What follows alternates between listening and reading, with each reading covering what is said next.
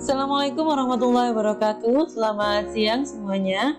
Bertemu lagi dengan saya, Huria, tentunya dalam mata pelajaran Bahasa Indonesia.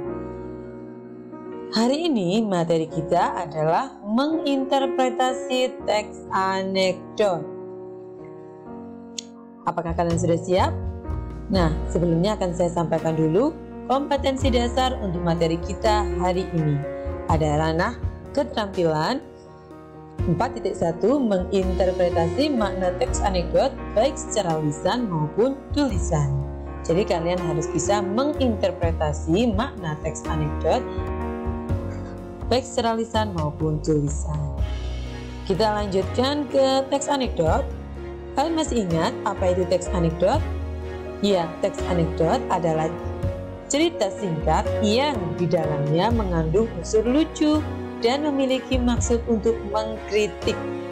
Nah, teks anekdot tidak hanya sekedar lucu atau humor atau komedi atau guyonan, tapi juga ada unsur kritikan di dalamnya. Teks anekdot itu sering kita jumpai di dalam media sosial sekarang itu, seperti dialog-dialog singkat yang lucu atau meme-meme ya, yang di dalamnya ada unsur kritikan atau sindiran, baik itu kritikan sosial, politik, dan lain sebagainya. Nah, hari ini kita akan menginterpretasi makna teks anekdot. Sebenarnya fungsi komunikasi teks anekdot salah satunya adalah untuk menyampaikan kritik terhadap kejadian yang menyangkut orang banyak atau perilaku tokoh publik. Nah, ketika menginterpretasi teks anekdot itu artinya menafsirkan, interpretasi, tafsir, menafsirkan atau memahami makna baik yang tersurat maupun tersirat yang terdapat dalam sebuah teks anekdot. Nah, untuk bisa menginterpretasi makna teks anekdot, kita harus tahu langkah-langkahnya. Seperti apa langkah-langkahnya? Langkah-langkahnya atau tahapannya, yang pertama, kita harus membaca secara keseluruhan teks anekdot. Jadi dibaca dulu semua ceritanya. Kemudian yang kedua, memahami tema, alur, tokoh, dan latar cerita.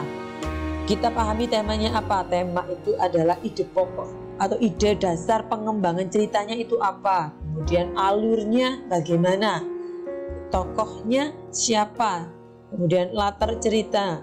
Latar di sini bisa tempat, waktu, atau suasana ya.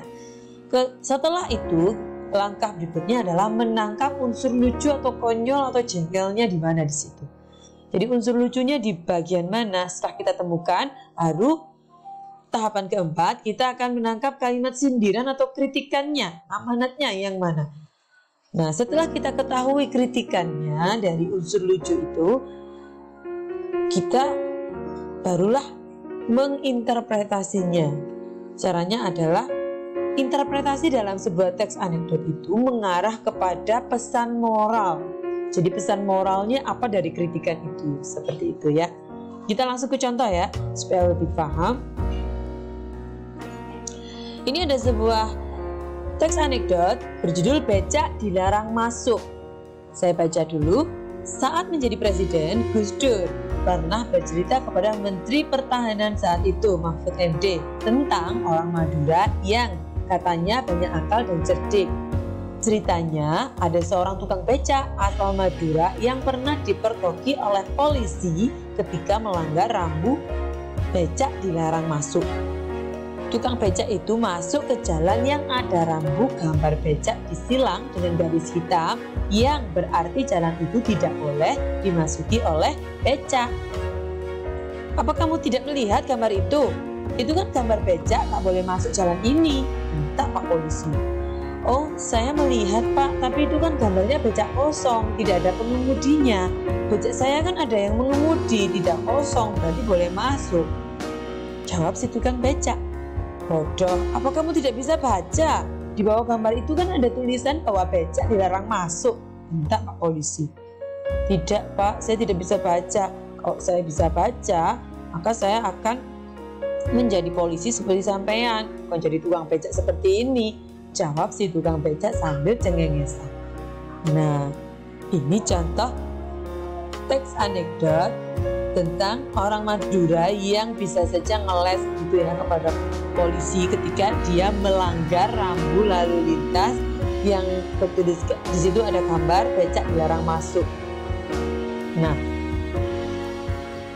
teks anekdot ini kira-kira mengandung kritikan. Apa kritikannya? Kritikannya adalah mengkritik atau menyindir. Ini kan si tukang becak kan sudah ada gambar rambu-rambu becak dilarang masuk, tapi dia tetap masuk dengan ngeles sana sini gitu ya. Nah, ini sama seperti di kehidupan nyata, kita sering melihat para pengendara atau pengguna jalan raya yang melanggar rambu-rambu lalu lintas atau peraturan lalu lintas. Nah, ini di sini kritikannya adalah mengkritik para pengguna jalan raya yang suka melanggar tata tertib atau peraturan lalu lintas. Itu kritikannya. Nah, kalau bagaimana menginterpretasinya? Nah, setelah kita menemukan kritikannya, maka untuk menginterpretasi berarti kita mencari pesan moralnya apa di sini berarti. Nah, pesan moralnya berarti kita harus sebagai pengguna jalan raya harus menaati peraturan lalu lintas supaya terhindar dari kecelakaan atau supaya menjaga keselamatan diri kita sendiri dan juga orang lain. Itu adalah pesan moralnya atau makna tersiratnya dari teks anekdot tersebut. Sekarang kita lanjut ke teks anekdot yang kedua. Ada teks anekdot berjudul Do You Like Salad? Ceritanya saya baca dulu ya. Rombongan istri pejabat Indonesia pelesir ke San Francisco menemani suami mereka yang sedang studi banding. Ceritanya mereka mampir ke sebuah restoran. Ketika memesan makanan, mereka bingung dengan menu-menu makanan yang disediakan. Melihat itu, sang pelayan berinisiatif menawarkan makanan yang barangkali semua orang tahu. If you confused with menu, just choose one vanilla, kata si pelayan. Rombongan ibu-ibu saling berbisik, menebak si pelayan itu ngomong apa. Ceritanya ibu-ibu ini nggak bisa bahasa Inggris ya. Jadi si pelayan tersenyum. Oke, do you like salad?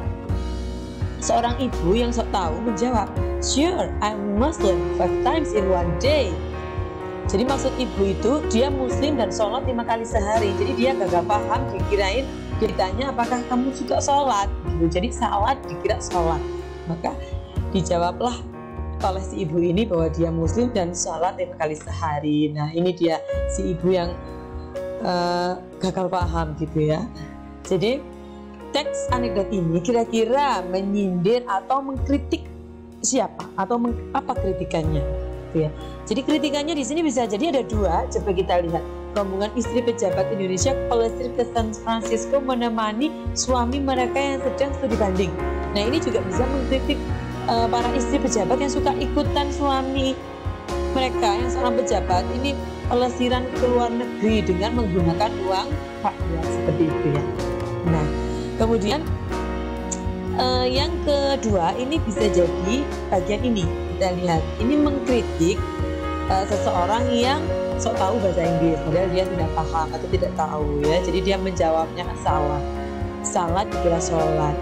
Nah, setelah kita mengetahui kritikannya atau sindirannya, maka untuk makna tersiratnya kira-kira apa?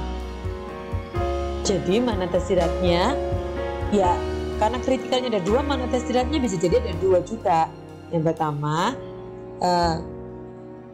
pertama berarti janganlah suka ikut suami yang seorang pejabat ikut studi banding ke luar negeri ya, dengan menggunakan uang rakyat, kecuali menggunakan uang sendiri nggak apa-apa ya. Yang kedua, bagian ini makna tersiratnya adalah pesan moralnya berarti jangan menjadi orang yang sok tahu. Jika tidak tahu akan lebih baik bertanya, seperti itu ya. Nah, kita lanjut ke teks anekdot yang ketiga. Ini coba ada sebuah teks anekdot berjudul Mewakili Rakyat. Saya baca dulu ya teks anekdotnya. Dion dan Udin sedang berbincang-bincang tentang DPR. Udin beranggapan bahwa menjadi anggota DPR itu enak. namun Dion miris dengan anggota DPR. Dion, jadi DPR kayaknya enak ya. Si Udin, ya iyalah, gaji gede, tunjangan nggak gede. Si Dion, tapi saya miris deh, rakyat masih banyak yang susah, wakil rakyat banyak yang hidup mewah. Udin, namanya juga kan wakil rakyat. Rakyat pengen punya mobil udah diwakili sama DPR. Rakyat pengen punya rumah sudah diwakili DPR. Rakyat mau hidup sejahtera, DPR udah pada sejahtera. Jadi sudah mewakili rakyat kan? Dian, ada betulnya juga yang kamu bilang tadi. Nah, teks ini sudah sangat jelas bahwa ini sebuah teks anekdot yang dibungkus dengan cerita lucu yang ada unsur sindirannya. Kira-kira apa sindirannya? Sindirannya adalah menyindir para wakil rakyat yang hidup mewah, sedangkan rakyatnya masih banyak yang hidup susah. Nah, kita tahu sendiri bahwa yang namanya pejabat itu pasti mewah ya, pasti punya mobil, punya rumah besar, kemudian pasti hidupnya sejahtera. Nah, itu yang dimaksud mewakili rakyat kan bukan itu harusnya. Seorang DPR itu mewakili rakyat harusnya benar-benar mewakili aspirasi dari rakyat, kan seperti itu. Nah, ketika kita sudah mengetahui sindirannya, maka untuk mengetahui pesan tersiratnya kira-kira apa? Pesan moralnya dari teks anekdot ini